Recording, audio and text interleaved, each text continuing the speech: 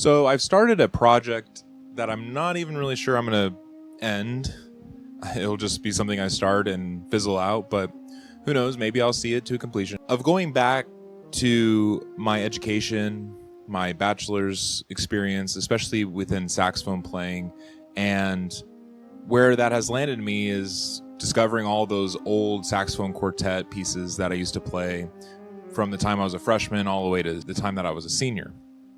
And I'm also going through a project of uncovering and looking through some of the best public domain scores. Some are ur-text editions, and some are just simply the editions published back in the 1800s, like a lot of Beethoven symphonies. And that project has really sparked a side project of exploring public domain Creative Commons in the modern era. And that's just a whole nother conversation in and of itself. But one of the quartets that I looked back on 10, 15 years ago as a young fledgling saxophone player was Jean-Baptiste Singelee's Premier Quartet, or that is Quartet number 1 for saxophone. So this video is a sort of video essay. I hope to do other video essays of doing analysis, and I'm also recording the quartet to share on YouTube, so enjoy.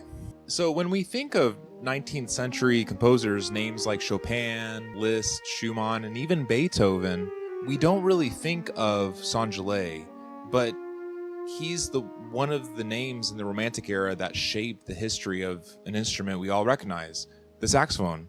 Only invented in the 1800s, we perceive it as a relatively new instrument, especially in the classical world. From its first century of existing, it wasn't really treated with respect or dignity. It was often mocked or looked down upon, especially as many jazz musicians took it up as their instrument of choice. The classical world shunned it, especially in the early 20th century. And you see that with a lot of Berg's writing. He was, I'd say, brave enough to incorporate the instrument in his orchestral pieces. But that's aside the point. Singelee took on a daunting task, an experimental task, to compose for a brand new instrument that who knows how the tuning was, who now knows how the mass production of it went, and if it just even sounded good. He was brave enough to compose something for not only a brand new instrument, but a brand new ensemble arrangement in the form of a quartet with his friend Adolphe Sax. Singelee was born in Belgium on September 25th, 1812. The early 19th century at that time was a great period of change. Belgium itself would gain its independence in that time and in Singelee's lifetime.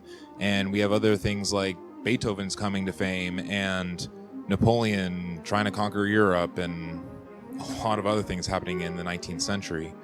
Singelee himself showed musical promise from a young age and was admitted to Brussels Conservatory. And he was famous for being a violinist primarily, but he also was a composer and conductor. And eventually he became the conductor of Belgium's National Opera House.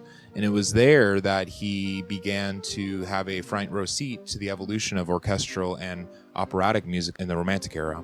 But what makes Singelee truly special is his connection with another name you've surely heard of, at least if you're a musician, Adolphe Sax. The two were lifelong friends, and their bond would change music history.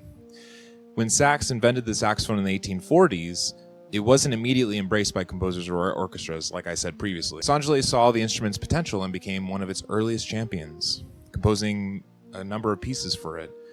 More than a friend, he was a crucial advocate of sax, and he composed some of the first concert music for the saxophone, helping to legitimize it in classical circles. Without Singelee's support, the saxophone might have remained just a curiosity of the 19th century, instead of becoming a beloved voice in jazz, military bands, and even classical music today. So, what did Singelee write? His most famous contributions are his works for saxophone quartet. His Premier Quatuor, Opus 53, composed in 1857, is widely considered the very first piece ever written for the saxophone quartet, in a soprano, alto, tenor, baritone arrangement. In it, we hear Singelee exploring the new colors and textures of the saxophone and blending them as if they were a string quartet. But his work didn't stop there.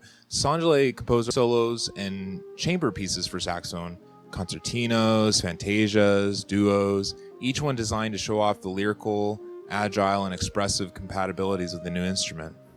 His music bridged the gap between the salon style popular in the mid-19th century and the emerging romantic expression. These works also served a practical purpose. They provided repertoire for saxophone students at the Paris Conservatory, where Sax's instruments were being taught at that time. Musically, Singelee's compositions reflect the Romantic era, and things like graceful melodies, elegant ornamentation, virtuosic passages highlight typically the performer's skill. His writing is clear and effective, perhaps not revolutionary, but always charming and well crafted. Singelee's music isn't about breaking boundaries, it's about giving a voice to a new instrument, helping it find its place in the musical world. And that's his legacy. Singelee didn't just compose music, he opened the doors. Thanks to him, a saxophone quartet gained a foothold in the classical music, paving the way for composers like Debussy, Glazunov, and eventually the great jazz innovation of the 20th century. Sadly, Singelee's name didn't endure in popular memory like other Romantic era composers. He died in 1875, leaving behind a body of work that's really only recently begun to be rediscovered by saxophonists and music historians alike. You can go to his IMSLP page, that is the International Music Score Library, Petrucci. It's a host of public domain PDFs of different scores and parts. And checking it out recently, at least as of June 15th, 2025, it's kind of sparse compared to other well-known Romantic era composers of his time, like Mendelssohn or, said before, Schumann or Chopin. It's really exciting to see what else there could be. I am just an amateur.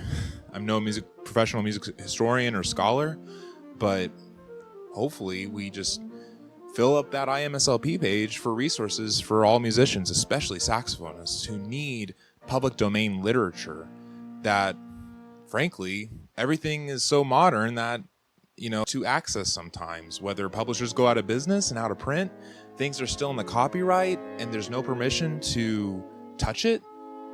It's really exciting to have old music that we have in the public domain and can continue to contribute and talk about and share and research and perform. So the next time you hear the rich golden tone of a saxophone, whether in a classical concert hall, a smoky jazz club, a marching band, spare a thought for Jean-Baptiste Singelee, the man who saw promise in a new instrument and who helped it sing. His story reminds us that musical history isn't about the superstars. It's also about those who believed, supported, and inspired, the ones who shaped the future from behind the scenes.